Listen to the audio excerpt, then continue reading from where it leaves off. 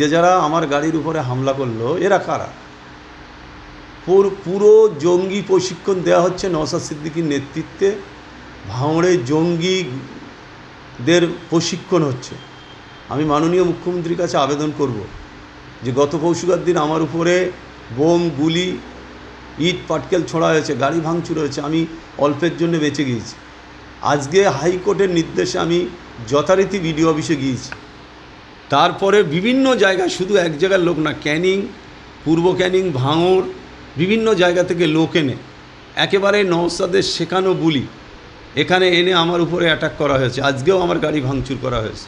আমি প্রশাসনের কাছে বলবো যে এই জঙ্গলের রাজ চলতে থাকবে না এখানে প্রশাসনিক রাজ চলবে।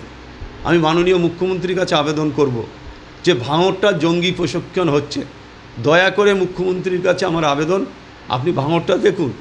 যে কোনো সময় বিরোধী রাজনৈতিক দল এখানে খুন হতে পারে, যে কোনো সময়। তাই এই পরপর দুদিন আমার উপরে অ্যাটাক হলো। প্রশাসনের আমি দোষ দেবো না, প্রশাসন পাচ্ছে না সব কিছু করতে, তাদের কন্ট্রোলের বাইরে চলে যাচ্ছে। পুলিশের অফিসারদের ঘাড়ের উপর দিয়ে ইট ছুঁড়ছে, অফিসার নীরব দর্শকের মতন দাঁড়িয়ে আছে। কি করবে? তাদের নিজেদের নিরাপত্তা নেই, আমাদের কি নিরাপত্তা দেবে? তাই আমি অনুরোধ করব মুখ্যমন্ত্রীর কাছে যে অবিলম্বে ভাঙড়টাকে এই জঙ্গল রাজ মুক্ত করতে হবে। এই অত্যাচার, এই যে একটা মানে অসহায় মানুষ, এখানে কোনো রকম বিচার নেই, কিছু নেই। ও যা বলছে সেখানকার কিছু বাইরের লোকেরা এসে এখানে একটা সরকারি প্রশাসনিক ভবন, বিডিও অফিস, সেখানে ভিড় করে লোক ঢুকে যাচ্ছে। রাস্তার বাইরে ইট নিয়ে দাঁড়িয়ে রয়েছে, পুলিশ দেখতে পাচ্ছে, কিন্তু নীরব পুলিশ পাচ্ছে না কিছু করতে।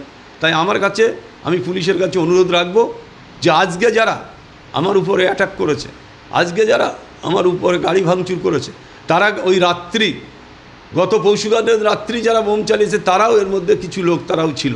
তাই আমি অনুরোধ করব, নওশাদ এইগুলো কারা? তিনি বলছেন আরাবুল এটা সিম্পিতি নেওয়ার জন্য করেছে। আজকে তোমার বাবারা সিম্পিতি নিচ্ছে, এটা তোমার বাবারা আমার উপরে লাঠি চালাচ্ছে, গুলি চালাচ্ছে, বোম মারছে, ইট ছুঁড়ছে, তোমার বাবাইগুলো। জেনে কথা বলা উচিত, গালে জীব না। আল্লাহ ওই পীর করে টুপি মাথা দিয়ে থেকে কোনো লাভ নেই। মিথ্যে একেবারে, এই আইএসএফটা, এদের মিথ্যে ছাড়া এদের মধ্যে কোনো সত্যি কথা এদের মধ্যে নেই। তাই আমি মনে করি, আমি মুখ্যমন্ত্রীর কাছে আমার আবেদন যে আপনি অবিলম্বে ভাঙড়টাকে আপনি উদ্ধার করুন। যে কোনো সময় এখানে বড় দুর্ঘটনা ঘটতে পারে। প্রতিদিন প্রতিনিয়ত নওশাদ সিদ্দিকী এখানে বৈঠক করছে, ডেকে এখানে এর হামলা করতে হবে, ওর হামলা করতে হবে।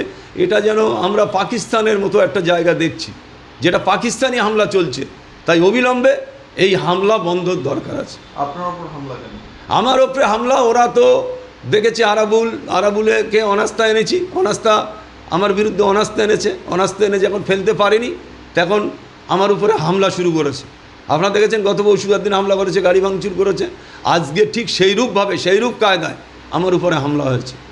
তাহলে এটা আমরা কি, কোন গণতন্ত্রে বাস করছি? আমরা কোন জায়গায় বাস করছি? এটা নওশাদের বলতে হবে যে এটা কারা? তুমি প্রশিক্ষণ দিচ্ছ ফুরফুরায় বসে বসে, যাও এরে মারো, ওরে ধরো, ওরে কাটো। এটা কোথা থেকে হচ্ছে? তাই আমি আবার বলবো, অনুরোধ করব যে প্রশাসন এখানে কায়েম করুক, প্রশাসনের মতন কাজ করুক। প্রশাসন দুর্বল হলে মানুষ প্রোটেকশন পাবে না। তাই অনুরোধ করব যে প্রশাসন অবিলম্বে সক্রিয় ভূমিকা পালন করুক, তাহলেই আগামী দিন দেখতে পাবেন ভাঙড় শান্তি ফিরবে।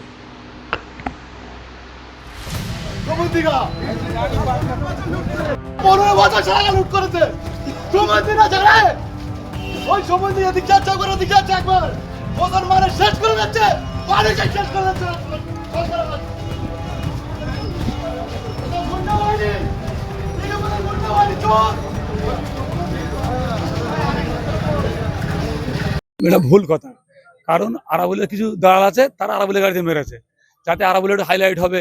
ও তো পাততলায় মাটি ওরা নেই, এখন ওর কাজ হলো হাইলাইট হবে, হাইলাইট হওয়ার জন্য এটাই করছে। কিন্তু ওর আজকে আমাদের দল ছাড়লো, ওর টিএমসি দল জয়েন করে, যে দল করে ও করুক, আমাদের কোনো আপত্তি নেই। কিন্তু ও যে পঞ্চায়েত সমিতির সভাপতি, তো আমরা তো এখানে 29 জন মেম্বার এখন আছি, একজন আমাদের মারা গেছে। তাহলে যদি ব্লকের সভাপতি হয়, তাহলে তো আমাদের সঙ্গে কোনো আলোচনা কোনদিন করবে? ও ওর মতন চলে, আমরা আমাদের মতন চলি। উনি আজকে যে এসেছিল, মানে লোক দেখাতে এসেছিল, উনি একটু হাইলাইট হবে, ওনার লোক ওনার গাড়ি ভেঙে কাছে পিট মেরেছে। উনি ওনার লোক পার্সোনাল লোক আনছে এমনি, যাতে উনি হাইলাইট হবে। উনি এখন মানে ওনার তো আর কেউ নেই, এভাবে যদি মানে এইভাবে হাইলাইট হয়ে যদি কিছু করা যায়। না না, পুলিশ ঠিক ছিল, পুলিশ আছে, পুলিশ সহযোগিতা করছে, পুলিশের কাজ পুলিশ করবেই তো, ওদিকে কোনো চিন্তা নেই, পুলিশের কাজ করছে, ঠিক করছে। না না না না, ও ছাড়লে ও কে, ও দল ছেড়লো কি না ছাড়লো আমাদের যায় আসে না এখন। আমার ওর জন্য আমাদের কোনো মাথা ব্যথা নেই, ও দল ছেড়লো কি করলো আমাদের কোনো যায় আসে না ওর জন্য। যে যারা আমার গাড়ির উপরে হামলা করলো এরা কারা? পুরো জঙ্গি প্রশিক্ষণ দেওয়া হচ্ছে নওশাদ সিদ্দিকীর নেতৃত্বে। ভাঙড়ে জঙ্গিদের প্রশিক্ষণ হচ্ছে। আমি মাননীয় মুখ্যমন্ত্রীর কাছে আবেদন করব যে গত পরশুর দিন আমার উপরে বোম, গুলি, ইট পাটকেল ছোড়া হয়েছে, গাড়ি ভাঙচুর হয়েছে, আমি অল্পের জন্য বেঁচে গিয়েছি। আজকে হাইকোর্টের নির্দেশে আমি যথারীতি বিডিও অফিসে গিয়েছি। তারপরে বিভিন্ন জায়গায়, শুধু এক জায়গার লোক না, ক্যানিং, পূর্ব ক্যানিং, ভাঙড়, বিভিন্ন জায়গা থেকে লোক এনে একেবারে নওশাদের শেখানো বুলি এখানে এনে আমার উপরে অ্যাটাক করা হয়েছে। আজকেও আমার গাড়ি ভাঙচুর করা হয়েছে।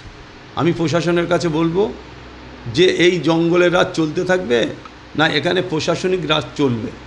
আমি মাননীয় মুখ্যমন্ত্রীর কাছে আবেদন করব যে ভাঙড়টা জঙ্গি প্রশিক্ষণ হচ্ছে, দয়া করে মুখ্যমন্ত্রীর কাছে আমার আবেদন, আপনি ভাঙড়টা দেখুন। যে কোনো সময় বিরোধী রাজনৈতিক দল এখানে খুন হতে পারে, যে কোনো সময়। তাই এই পরপর দুদিন আমার উপরে অ্যাটাক হলো।